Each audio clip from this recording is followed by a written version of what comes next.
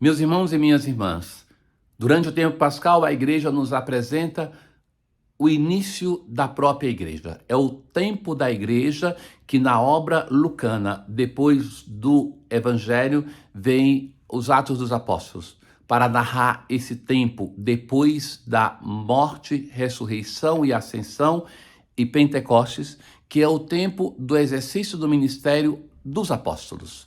A igreja continua a sua missão.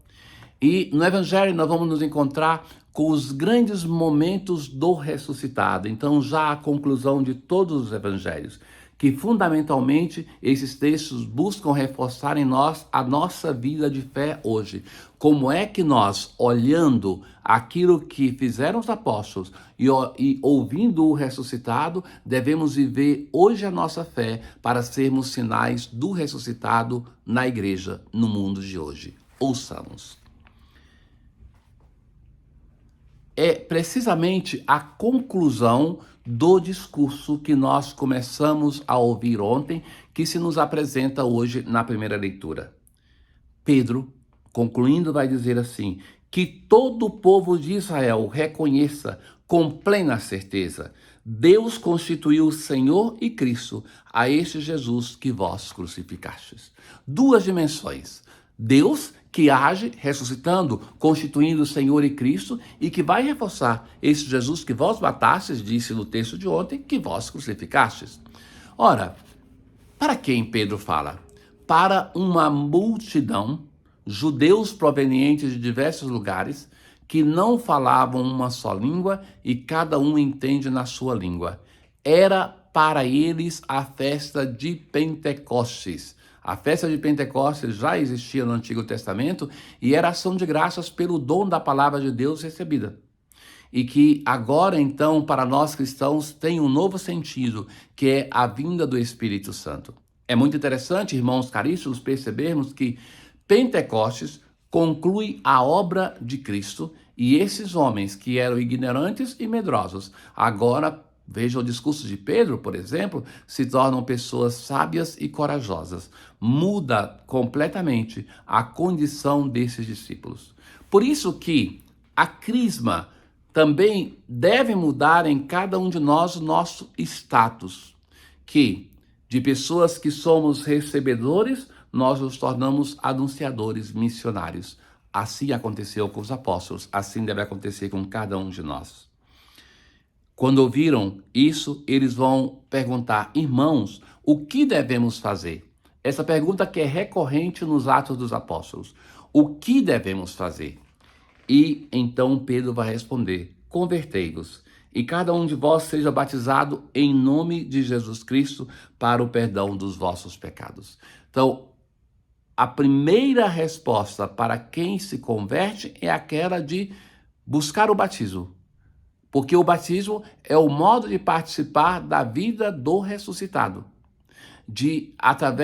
Nós ouviremos muitas vezes isso no Novo Testamento, que através do batismo nós fomos sepultados com Cristo. Já na noite da Vigília Pascal ouvíamos isso, para que nós ressuscitássemos com Ele. Então, o modo como nós nos inserimos na vida do ressuscitado é através dos sacramentos. E o primeiro deles, o mais importante, é o sacramento do batismo. Mas aqui nós temos a fórmula antiga do batismo, em nome de Jesus Cristo. Depois vai vir aquela fórmula trinitária, em nome do Pai, do Filho e do Espírito Santo, para o perdão dos pecados.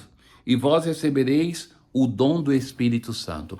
Ainda se tem aqui uma ligação muito forte como um único ato sacramental entre o batismo e a crisma, que depois a tradição vai dividir já nos Atos dos Apóstolos, quando os apóstolos chegarão depois para impor as mãos naqueles cristãos que não tinham recebido o Espírito Santo.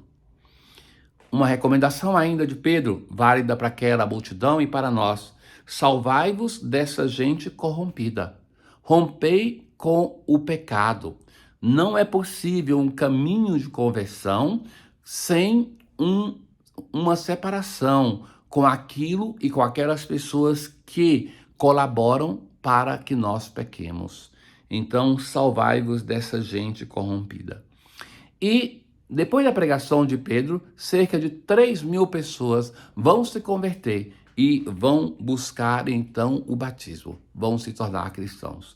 É a igreja mãe de Jerusalém que está nascendo, a igreja mãe de todos nós. No salmo hoje, é o Salmo 32, reta é a palavra do Senhor e tudo o que ele faz merece fé. Deus cumpriu a sua promessa, ressuscitando o seu filho, mas o Senhor pôs o olhar sobre os que o temem, para da morte libertar as suas vidas. No Senhor nós esperamos confiantes, porque Ele é nosso auxílio e proteção. No Evangelho de hoje, nós temos a continuação do Evangelho do domingo de Páscoa, no qual a Madalena chega no túmulo, o túmulo está vazio e ela vai correndo para se encontrar Pedro e o discípulo amado. E então, hoje nós encontramos Maria, porque naquela ocasião ela não afirma ainda uma fé na ressurreição.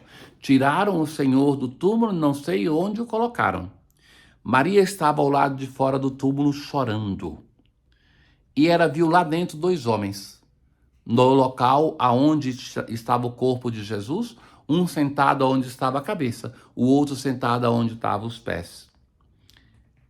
E eles vão falar assim: mulher, por que choras? Mulher, por que choras? Era chamada a refletir sobre os seus sentimentos. Não basta o chorar, mas buscar racionalizar esse sentimento e buscar por saber o porquê. Diversos motivos podem fazer com que as lágrimas caiam dos nossos olhos, mas por que estamos chorando? E ela vai dizer de novo aquilo que ela dizia para os apóstolos: levaram o meu Senhor e não sei onde o colocaram.